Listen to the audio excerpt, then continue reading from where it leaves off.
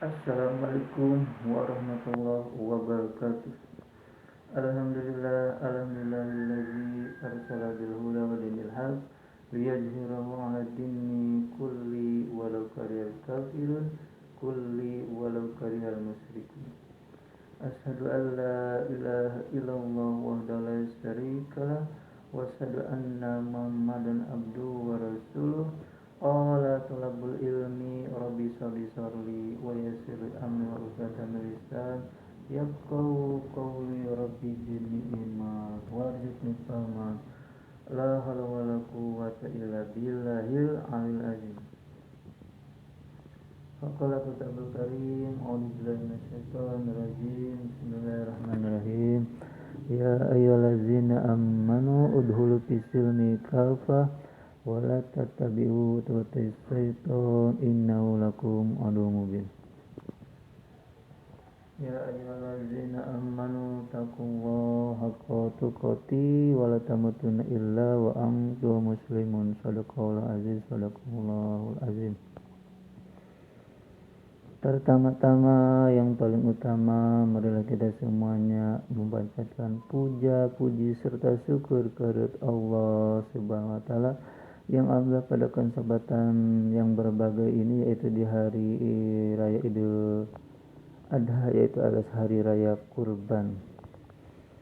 Para master dan bahtar dimanapun Anda berada, salam hormat saya kepada guru besar Muhammad Karyo dan guru besar kepada guru-guru agama yang lainnya. Saya tidak akan menyebutkan satu persatu karena sudah saya sebutkan di channel yang pertama.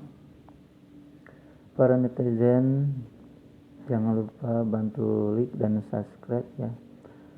Hitung-hitung sedekah, karena sebaik-baik orang itu ketika kita bisa bermanfaat bagi orang lain, ketika kita bisa membantu orang lain ya.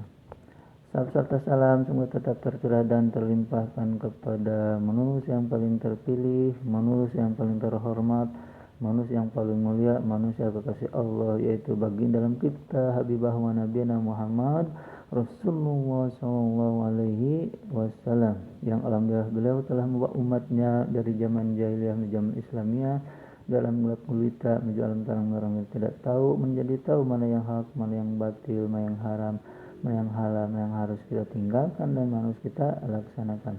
Tidak lupa juga kepada para ulama, para kiai, para ustadz ya, dan tidak lupa juga kepada para perawan, kepada para odeng, para nyarwan lah, naon belah caprak. Saudara-saudaraku yang dirahmati Allah Subhanahu wa taala dan saya banggakan, Pak Ustadz, saya mau bertanya, bolehkah non muslim berkorban? Ada yang tahu nggak bolehkah non muslim berkorban? Para netizen, ada yang tahu nggak? Ada yang jawab boleh, ada yang jawab enggak. Begini saudara-saudaraku yang dirahmati Allah, hukum non muslim berkorban itu tidak boleh ya, karena dianjurkan, diwajibkan yang boleh berkorban itu orang muslim gitu, orang Islam. Begitupun itu pun juga orang muslim juga itu harus bagi yang mampu gitu ya. Kalau yang nggak mampu jangan berkurban, jangan sampai kita berkurbannya itu hasil dari ngutang gitu. Kita nggak mampu tapi kita dimampu-mampuin supaya pengen dipuji-puji orang, itu nggak boleh. Jadi kesimpulannya non muslim itu tidak boleh berkorban. Tapi Pak Ustadz, saya mau bertanya, tapi kalau non muslim ngasih hewan kurban gitu, ngasih ini bukan berkorban untuk umat muslim ya. Kalau untuk ngasih ya terima saja gitu, pasti ada manfaatnya gitu ya. Manfaatnya ya untuk masyarakat, kan dagingnya dibagi-bagi ya, apalagi ke orang, ke fakir miskin gitu ya, ke yang orang yang gak mampu, dia kan tidak kebeli gitu ya. Jadi gak jadi masalah kalau ngasih mah gitu. Tapi kalau niatnya berkurban itu tidak boleh gitu. Soalnya di zaman para nabi juga ada, ketika itu Nabi Ibrahim alaihissalam berangkat ya dengan Siti Hajar gitu, Siti Sarah gitu ya, ke sebuah kerajaan dan situ ada raja yang mau ngasih hadiah gitu. Hadiahnya itu yaitu sapi, unta dan selimut gitu. Terus diterima apa enggaknya sama seorang nabi? Ya kalau sapi itu sehat, kalau sapi itu tidak beracun, nggak jadi masalah gitu ya. Diterima saja. Tapi kalau sapi itu beracun gitu ya, kambing itu beracun seperti yang dikasihkan sama Nabi Muhammad yaitu Rasulullah SAW, itu kambingnya itu beracun. Nah kalau kambingnya beracun nggak boleh diterima ya, walaupun itu pemberian dari raja gitu. Jadi sekali lagi, kalau non muslim itu tidak boleh berkurban, tapi kalau untuk mengasih hewannya nggak jadi masalah gitu ya. Nah terus saya mau tanya lagi Pak Ustadz, bolehkah non muslim menerima daging kurban? Boleh saja gitu ya, siapa saja boleh yang mau menerima daging kurban, maupun non muslim maupun muslim. Tetapi ada tapinya, yaitu harus dianjurkan dulu, yang diharuskan dulu itu kepada umat muslim dulu.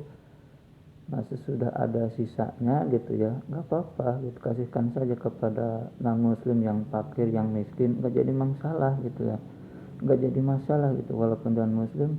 Jadi nggak jadi masalah itu hukumnya, nggak apa-apa kalau mau menerima daging kurban.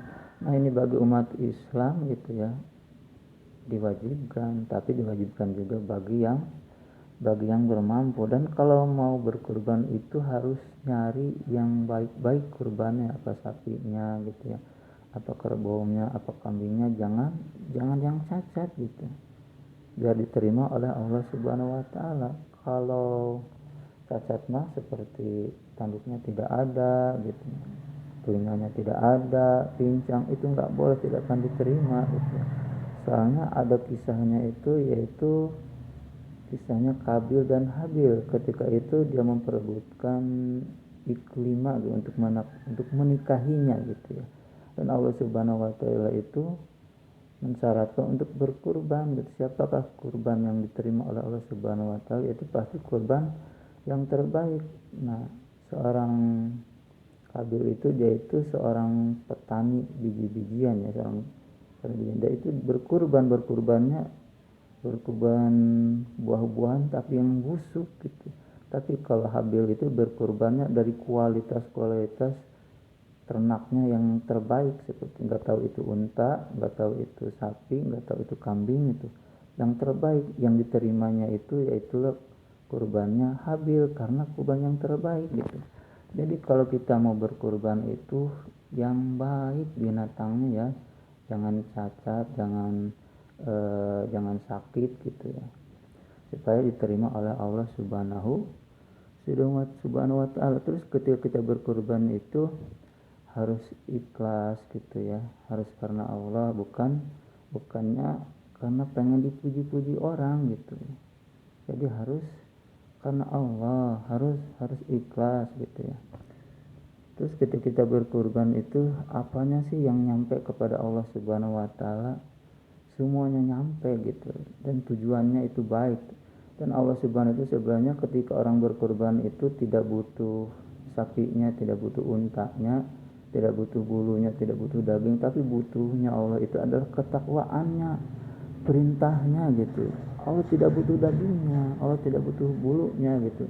Tapi Allah yang dibutuhkan Allah Subhanahu wa taala itu perintahnya, ketakwaannya. Ketika Nabi Ibrahim alaihissalam pun gitu ya, ketika suruh menyembelih anaknya, itu sebenarnya tidak butuh Nabi Ismailnya, tapi yang dibutuhkan itu ketakwaannya, ketaatannya, dipatuh enggak gitu ya Nabi Ibrahim alaihissalam ketika mau mengorbankan Nabi Ismail gitu. Jadi ketika kita mau berkorban itu harus yang baik-baik, harus yang bagus, harus yang sehat, supaya dimakannya pun sehat, supaya bisa bermanfaat bagi masyarakat, terutama bagi yang tidak mampu. Nah, kesimpulannya saya ulangi lagi. Jadi hukumnya non muslim itu tidak boleh berkurban. Tetapi kalau dia mau memberi sapi, mau memberi kerbau, mau memberi kambing, diterima aja selagi sapinya itu sehat, selagi sapinya itu bisa bermanfaat bagi umat muslim gitu ya. Dan boleh non muslim pun itu menerima daging kurban. Mungkin itu saja yang dapat saya sampaikan. Kurang lebihnya mohon maaf, namanya juga saya masih belajar, karena kebenaran datangnya mutlak dari Allah Subhanahu wa taala dan kesalahan datangnya dari hawa nafsu pribadi. Jazakumullahu khairan. Wabillahi taufiq wal hidayah. Wassalamualaikum warahmatullahi taala wabarakatuh.